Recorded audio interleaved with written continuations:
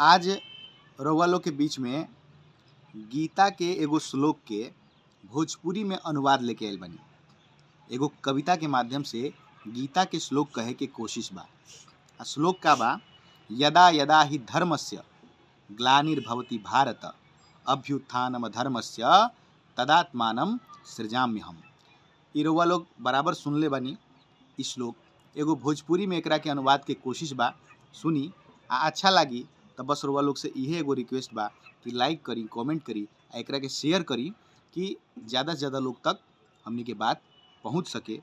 तो का ओकर अनुवाद बा, जब जब धर्म के हानि होई, जब जब धर्म के हानि होई, गरीब के आँख में पानी होई। जब जब धर्म के हानि होई, गरीब के आँख में पानी होई। आ पाप के घैला भर जाई, पाप के घैला भर जाई। आ इंसान रही बाकी रही आत्मा मर जाई, इंसान रही बाकी रही आत्मा मर जाई।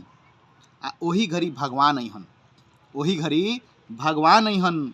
जे भटकल बा ओकरा के राह देखइहन, ओही घड़ी भगवान अइहन। आ जे भटकल बा ओकरा के राह देखइहन। आ जे आदमी से जनावर भइल बा, जे आदमी से जनावर भइल बा, ओकर असली औकात बतइहन, ओकर असली औकात बतइहन। आ धर्म वाला पताका फेर से लहरइहन, धर्म वाला पताका फेर से लहरइहन। आ बेरोजगार के रोजगार दिवइहन, बेरोजगार के रोजगार दिवइहन।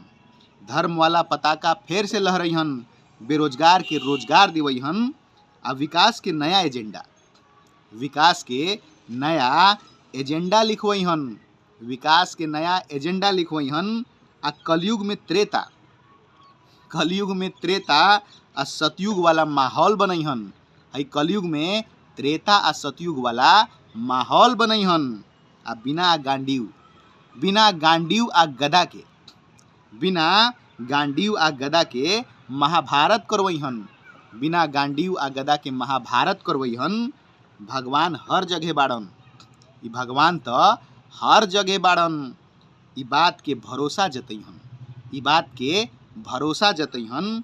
आ संघर्ष वाला कुरुक्षेत्र में, हई संघर्ष वाला कुरुक्षेत्र में खड़ा होके, संघर्ष वाला कुरुक्षेत्र में खड़ा होके गीता के सार सुनइहन, संघर्ष वाला कुरुक्षेत्र में खड़ा होके गीता के सार सुनइहन, गीता के सार सुनइहन।